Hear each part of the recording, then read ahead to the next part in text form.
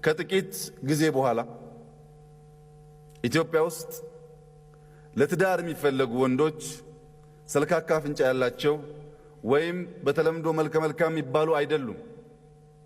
ሴቶች ቆንጆ ወንድ ማለት ሃንዲ ወንድ ማለት ነው። መስራት የሚችል ወንድ ማለት ነው። ስትመርጡ አፍንጫውን ብቻ ሳይሆን እጁን የሚገለገልበት መሆኑን ማረጋገጥ አለባችሁ። አሁን በአሜሪካን ሀገር የሚኖሩ ኢትዮጵያውያን እንደሚያውቁት አፓርትመንት ተከራይታችሁ መብራት ቢበላሽባችሁ መብራት የሚሰራ ሰው መጥራት በሰዓት የሚከፈል ስለሆነ የሚያዋጣ አይደለም።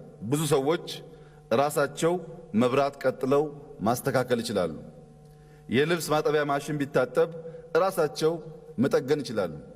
ቤት ውስጥ በር ወይም ኮርኒስ ቢበላሽ ራሳቸው አናጢ ሆነው መጠገን ይችላሉ። ማጽዳት ይችላሉ፣ ማንጠፍ ይችላሉ፣ ማብሰል ይችላሉ። ቆንጆ ባል ማለት እንደዚህ አይነት እጅ ያለው ማለት ነው።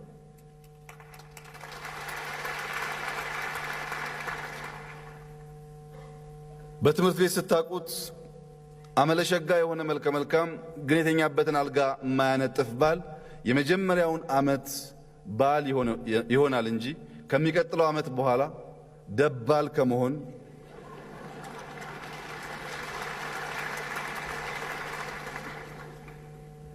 አይቀርም። ምክንያቱም ትዳር ውስጥ ስንገባ ልጅ ይወለዳል።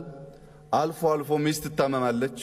ቡና አፍልቶ ማጠጣት የማይችል ከሆነ ቧንቧ ሲበላሽ መጠገን የማይችል ከሆነ ሁልጊዜ ከጎረቤት ሰው የሚጠራ ከሆነ ያ ጎረቤት ኢንፎርማሊ ኢንፍሉዌንሻል መሆኑ አይቀርም። ስለዚህ ባሎች እና ወንዶች ወደፊት ጥሩ ትዳር እና ሕይወት እንዲኖራችሁ ከአፍንጫ በላይ ቆፍሮ መትከል የሚችል ማጠጣት የሚችል መንዳት የሚችል ማንጠፍ የሚችል አብስሎ መብላት ማብላት የሚችል ወንድ ተፈላጊ መሆኑንና በራሱ ደግሞ ሌላ ዲግሪ መሆኑን እንድታስቡበት እፈልጋለሁ። በዚህ ቆይታችሁ ይሄን ትማራላችሁ። የምትሄዱበት ቤት አልጋ ማንጠፍ ትማራላችሁ፣ ማጽዳት ትማራላችሁ፣ ችግኝ መትከል ማጠጣት ትማራላችሁ። በአቅራቢያችሁ ያሉ አሮጊቶች ሽማግሌዎች ካሉ መርዳት ትማራላችሁ። የታመሙ ካሉ ሻወር መስጠት፣ ገላቸውን ማጠብ ትለማመዳላችሁ። ይሄ ሁሉ በጎነትና መልካምነት በአንድ በኩል ጥሩ ባል፣ በሌላ በኩል ደግሞ በሕይወታችሁ ውስጥ ጥሩ ስንቅ ሆኖ አንድ ቀን የምታጭዱት ስለሚሆን እናንተ እድለኞች ናችሁ ያልኳችሁ በዚህ ምክንያት ነው።